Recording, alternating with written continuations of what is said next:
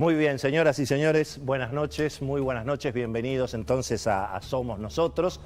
Es cada vez más claro que hay una batalla muy fuerte dentro del oficialismo para ver, bueno, cómo se llega a las elecciones en materia de política sanitaria, en materia de política económica. Está tambaleando la figura del ministro de Economía, Martín Guzmán, que por el momento viene siendo derrotado en esta batalla que se alumbró en las últimas horas alrededor de la cuestión de los aumentos de tarifas. Finalmente, por ahora va ganando Federico Basualdo, el subsecretario de Política Energética, que no pudo remover ni el ministro de Economía ni el presidente de la Nación. Hoy, de hecho, este funcionario participó de algunos actos en calidad, digamos, de funcionario. Todo el aparato mediático que responde a Cristina se ocupó desde muy temprano de hacer conocer justamente la presencia, nada menos de este subsecretario Federico Basualdo, nada menos que con el gremio de Luz y Fuerza.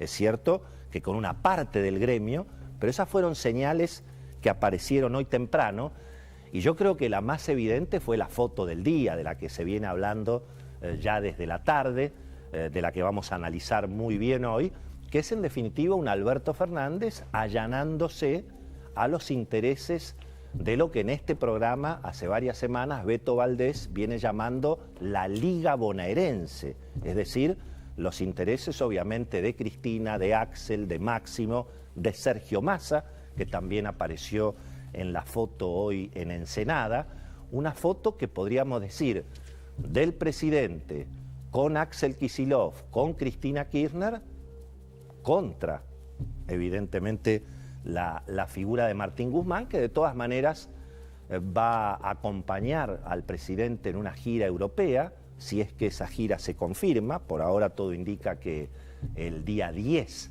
están partiendo en una gira que incluye una visita con el Papa, pero fíjense lo que pasó en las últimas horas.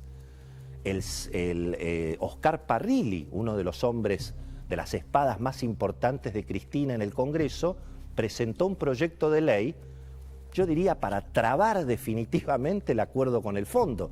¿Qué es lo que dice el proyecto? Que si eventualmente viene un dinero extra del Fondo Monetario, porque los países ricos deciden capitalizar el fondo para que haya un reparto para todos los países, Argentina podría lograr unos 3.500, 4.000 millones de dólares de ese reparto. Bueno, aparece un proyecto de ley impulsado por Cristina para, obviamente, evitar que ese dinero se destine al pago de la deuda. Es decir, no se va a poder usar esa plata o para pagarle al Club de París o eventualmente para pagar vencimientos con el fondo. Y esto, bueno, definitivamente va a trabar un acuerdo que ya se veía obviamente muy complicado. El gabinete está cada vez más intervenido, evidentemente, ya no solamente en la política sanitaria, también en la política institucional, en la política económica, y todo evidentemente está concentrado en los intereses, obviamente, de cuidar al conurbano. Si es necesario cuarentenas extremas, si es necesario cerrar las clases, si es necesario eventualmente retomar el reparto de subsidios, que esta es el nuevo reclamo desde Axel Kicillof al ministro de Economía, reponer el IFE. Esa es una presión muy fuerte para un ministro que obviamente está tratando de explicar lo que hablábamos hace un ratito con Luis Majul.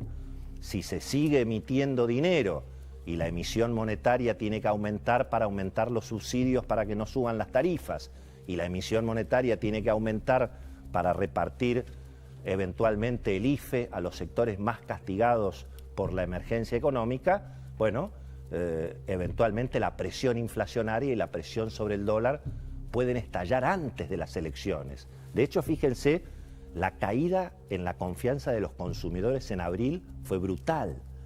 Y en abril aparentemente la inflación otra vez va a empezar con 4. Y aparentemente en mayo vienen aumentos en servicios que le ponen un piso también complicado. Así que la aceleración inflacionaria obviamente está complicando también a un Martín Guzmán, que tampoco tiene mucho para defenderse, obviamente, porque no ha sido muy exitosa hasta ahora, lógicamente, su gestión.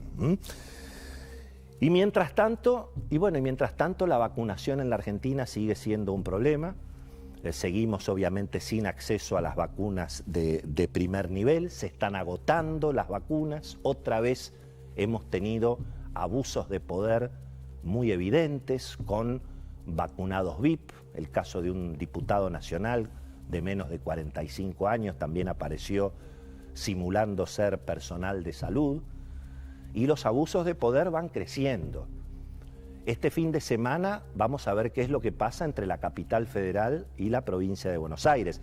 El fin de semana pasado, en un abuso de poder que yo creo que no reconoce antecedentes, por lo menos en la vida democrática, el gobernador de la provincia de Buenos Aires bloqueó la General Paz, bloqueó la Richeri, bloqueó obviamente el acceso norte, el acceso oeste, con las tropas de la provincia de Buenos Aires que le terminaban pidiendo disculpas obviamente a los automovilistas por semejante disparate, que además puso en riesgo la vida de mucha gente. Gracias a Dios no hubo que lamentar ninguna tragedia, pero amenazan con volver a hacerlo este fin de semana. Va a ser muy importante observarlo, porque en alguna medida en estas últimas horas hemos tenido en algún punto cierto alivio en materia institucional. La Corte Suprema, en un fallo que yo creo que ha sido ejemplar, ha puesto las cosas en su lugar. La heladera en la cocina y la cama en el dormitorio, con la Constitución, con las autonomías provinciales, obviamente con la República. Todo eso tiene que ser sagrado.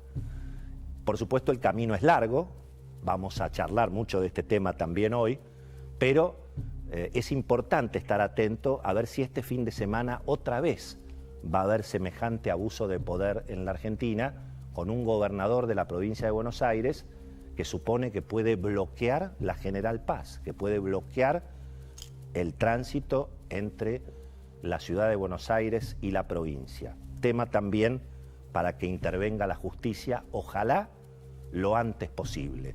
El clima político está muy enrarecido, hemos escuchado, enormes acusaciones entre el oficialismo y la oposición en las últimas horas, pero hay una batalla de fondo, y la batalla de fondo está dentro del oficialismo y tiene que ver con cómo se sigue de acá hasta las elecciones.